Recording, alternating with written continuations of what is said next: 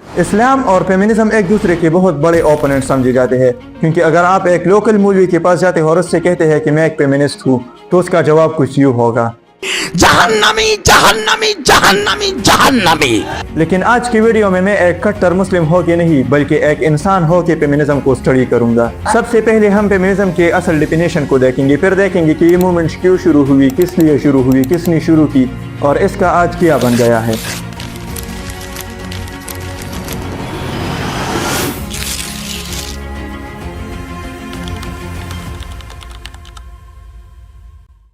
Feminism को mainly 4 waves में divide किया गया है। इसकी जो पहली वेव थी ये 19वीं सेंचुरी में शुरू हुई और इसी वेव से इस वर्ड फेमिनिज्म को रिकॉग्निशन मिलने लगी। फेमिनिज्म को अक्सर लोग पेट्रियार्की के साथ कंपेयर करने लगते हैं, लेकिन ये दोनों मुख्तलिफ अल्फाज है जिसकी मुख्तलिफ मीनिंग्स है। फेमिनिज्म की जो डेफिनेशन है वो है कि the range of socio political movements and ideologies that aims to define and establish political, social, personal and economic equality of the sexes। यानी फेमिनिज्म दो जेंडर्स के दरमियान सोशल, पर्सनल और इकोनॉमिक इक्वलिटी की एक तहरीक या मूवमेंट है। जबकि पेट्रियार्की की डेफिनेशन कुछ यूँ है, the social system in which positions of authority are primarily held by man, यानी कि एक ऐसा निज़ाम जिसमें तमाम इख्तियारात मर्द के पास होते हैं। अब पेट्रियार्की का ये मतलब नहीं है कि औरतों को उनके हुकूक नहीं दिए जाएंगे। इसकी जो कनोटेशन है उसके मुताबिक एक कबीले या घर को एक मर्द या बाप या मर्दों का एक ग्रोह कंट्रोल करती है, और यही बात फेमिनिस्ट को हजम नहीं होती है कि आखिर एक मर्द ही क्यों। इसी चीज़ को फेमिनिस्ट दो जेंडर्स के दरमियान एक बॉर्डर के तौर पर पेश करती है। अब जिस तरह की फेमिनिज्म वक्त के साथ बर्बाद हो चुकी है, इसी तरह पेट्रियार्की भी हमारे सोसाइटी में अपनी फुल मीनिंग को फुलफिल नहीं करती है। खैर ये हमारा टॉपिक नहीं है, let's dive into the history of feminism. आखिर इस मूवमेंट की ज़रूरत ही क्यों पड़ी। अगर हम एंशिएंट ग्रीस की हिस्ट्री को देखें तो उसमें एक औरत को एक स्टेट का सिटीजन नहीं माना जाता था। वो ना किसी को वोट दे सकती थी और ना ही किसी प्रॉपर्टी को ऑन कर सकती थी। उनका काम सिर्फ बच्चे पैदा करना था। इसी तरह अगर हम एंशिएंट रोम की हिस्ट्री को देखें तो उसमें एक औरत बाप और शौहर की प्रॉपर्टी समझी जाती थी। अगर ज़्यादा लड़कियां होती तो उन्हें जिंदा दफन किया जाता। सेम यही हालत अरब की भी थी। वहाँ पर औरतों को विरासत में हिस्सा नहीं दिया जाता था। वो ना किसी को वोट दे सकती थी, ना ही किसी प्रॉपर्टी को ऑन कर सकती थी और ना ही उनकी गवाही की कोई वैल्यू होती थी। इसी तरह एंशिएंट हिंदुइज्म में सती का रिवाज था, जिसमें अगर किसी औरत का शौहर मर जाता तो उसी औरत को अपने शौहर के साथ जिंदा जला दिया जाता। इसके अलावा वहाँ पर खवातीन के लिए ना एजुकेशन और ना ही सोशल राइट्स थे। खैर ये तो छोड़ो, ये तो पत्थरों के दौर की बातें हैं। अगर हम 19वीं सेंचुरी से पहले यूरोप और अमेरिका को देखें तो उसमें एक औरत की कोई पर्सनल स्पेसिफिक आइडेंटिटी तक नहीं होती थी। जब वो शादी कर लेती तो इसके बाद उसको एक आइडेंटिटी मिल जाती और इसी रिकवर चर्ला कहा जाता था। इसी तरह अगर एक लड़की शादी कर लेती तो उसकी सारी प्रॉपर्टी, इनकम और बच्चों पर सिर्फ उसके शौहर का हक होता था। वो कोई मुकदमा नहीं चला सकती थी, कोई कॉन्ट्रैक्ट साइन नहीं कर सकती थी, किसी को वोट नहीं दे सकती थी, कोई प्रॉपर्टी ऑन नहीं कर सकती थी। और इसी वक्त इंग्लैंड में एक कानून बहुत आम था जिसमें एक बीवी को कानून की नजरों में मुर्दा समझा जाता था। एक मर्द के लिए ये लीगल होता था कि वो अपनी बीवी को स्टिक से मारे, बस इतना लीगल होता था कि वो उसे जान से ना मारे और जितना मार सकता था मारे। और ये कानूनी तौर पर लीगल भी था, बस उस स्टिक को एक कम से मोटा नहीं होना चाहिए था, जिसे द रूल ऑफ टम कहा जाता था। एजुकेशन सिर्फ मर्दों का हक था, औरतें तालीम हासिल नहीं कर सकती थी और बहुत सारे एरियाज में इस पर बैन भी लगा दिया गया था। ज्यादातर औरतों पर जादूगरनी का इल्जाम लगाकर उसे या जिंदा जला दिया जाता या फिर फांसी दी जाती। 15 से लेकर 18 सेंचुरी के दरमियान यूरोप में 50,000 से ज्यादा औरतों को कत्ल किया गया, जिसे द विच हंट कहा जाता था। 12 से 13 साल की लड़कियों की शादी बूढ़े मर्दों से कराई जाती, उनकी मर्जी तक नहीं पूछी जाती। इवन उस दौर में मटेरियल रेप एक जुर्म ही नहीं था। बेटियों का विरासत में कोई हिस्सा नहीं होता था, सारा हिस्सा बेटों का होता। अक्सर बेवा औरतों को अपने बच्चे तक छोड़ देते, जिसके बाद वो भीख मांगने पर मजबूर हो जाती। खवातीन वोट नहीं डाल सकती थी, वो इंजीनियर, डॉक्टर या लॉयर नहीं बन सकती थी, ये लीगली बैन था वहाँ पर। अगर कोई औरत किताब लिखती तो वो उसे शाया करने के लिए अपने नाम का इस्तेमाल नहीं कर सकती थी, वो उसे शाया करने के लिए एक मर्द के नाम का इस्तेमाल करती। और ये भी वो खवातीन थी जो बड़े खानदानों से ताल्लुक़ रखती थी, क्योंकि आम खवातीन के लिए तालीम तो था ही नहीं। फॉर एग्जाम्पल 19वीं सेंचुरी में मैरी एंड इवांस की किताबें एज ए जॉर्ज इलियट के नाम पर यूरोप में पब्लिश की गई। अब ये वो सब कुछ है जो उस वक्त यूरोप और अमेरिका में लीगल था। इसके पीछे जो सच्चाई थी, जो रियलिटी थी, वो इससे 1000 गुना ज़्यादा दर्दनाक थी, जिसे मैं बयान भी नहीं कर सकता हूँ। एक औरत की टिश्यू पेपर से ज़्यादा वैल्यू नहीं होती थी, जिसकी वजह से ये मूवमेंट फेमिनिज्म शुरू हुई।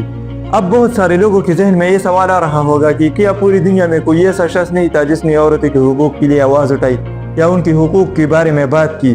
तो ये जो फेमिनिज्म की आइडियोलॉजी है ये सिर्फ 19वीं सेंचुरी में शुरू नहीं हुई थी, बस सिर्फ ये नाम उसे 19वीं सेंचुरी में मिला फेमिनिज्म। इससे पहले भी आइडियोलॉजी थी जिसे प्रोटो फेमिनिज्म कहा जाता है, जिसमें सबसे पहले प्लेटो को प्रोटो फेमिनिस्ट माना जाता है। ये एक एंशिएंट ग्रीस फिलोसोफर था जिसका मानना था कि औरतों को भी मर्दों की तरह तालीम का हक देना चाहिए।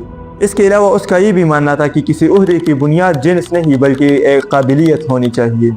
और वो ये भी कहता था कि घर की जिम्मेदारियाँ औरत और मर्द मिलकर उठाए, बच्चों को रियासत पालेगी।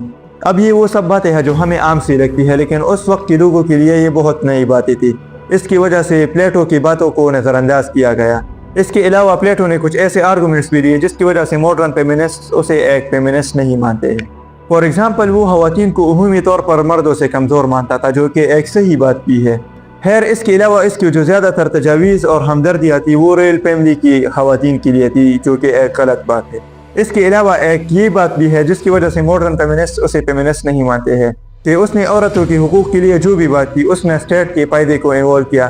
फॉर एग्जांपल, अगर औरतें ये तालीम हासिल कर लेती है तो इससे स्टेट को ये फ़ायदा होगा।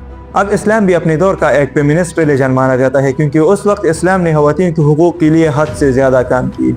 क्रिस्टीन डी पेज़ान एक फ्रेंच राइटर थी। वो उस ज़माने में रहती थी जिसमें ज़्यादातर किताबें मर्द ही शाया करते थे, और वो यूरोप की सबसे पहली औरत राइटर बनी। उसने बहुत सारे नज़्में लिखी और अपनी सबसे मशहूर किताब the book of city of women's 1405 में शाया की, जिसमें उसने ख़वातीन के हुकूक की बात की और उनके लिए आवाज़ उठाई। उसने हिस्ट्री और बहुत सारे रिलीजन से ये बात साबित करने की कोशिश की कि एक औरत भी काबिल हो सकती है, वो भी फातिह बन सकती है।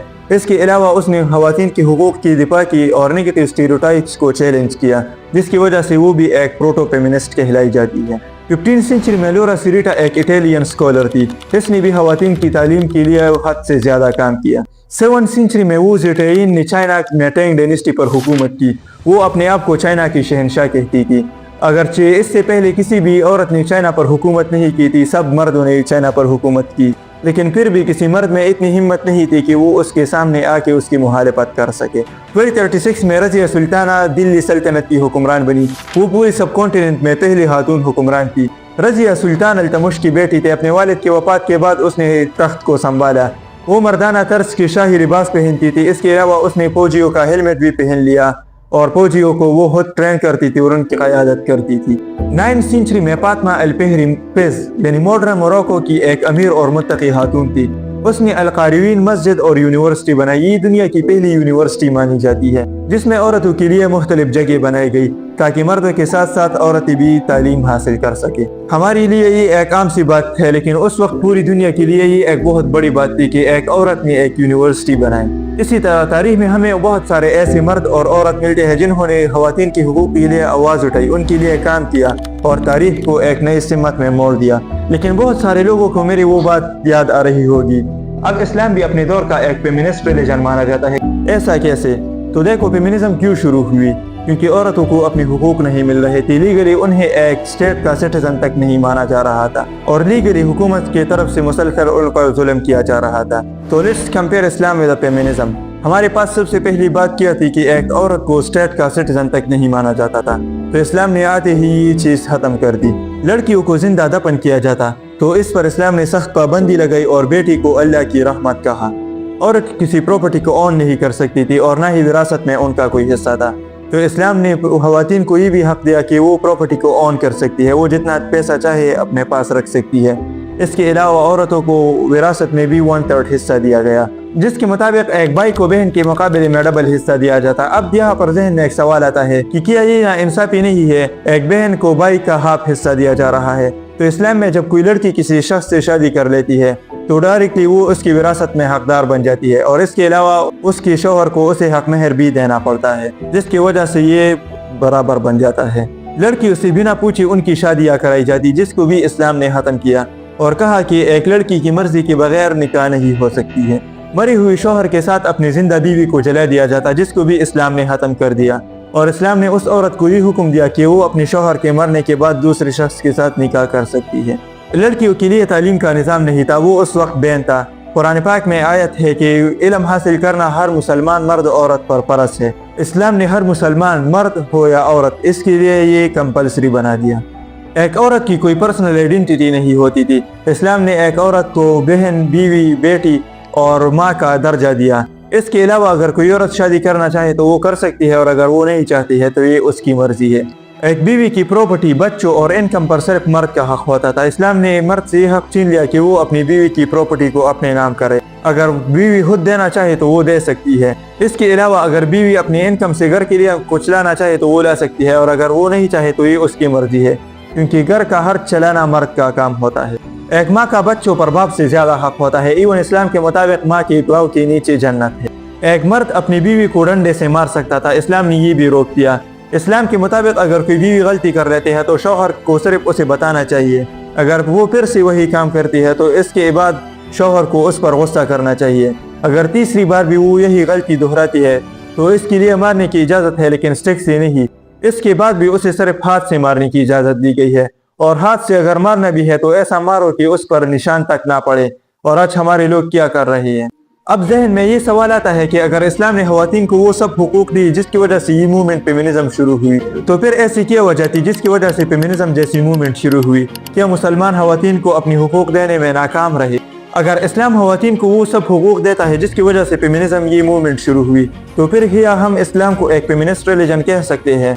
तो रुको भाई, मैं तो अभी तक सिर्फ वुमेन सफरिंग की ही बात कर रहा था। हमने तो अब तक फेमिनिज्म की हिस्ट्री को टच भी नहीं किया है। इसके लिए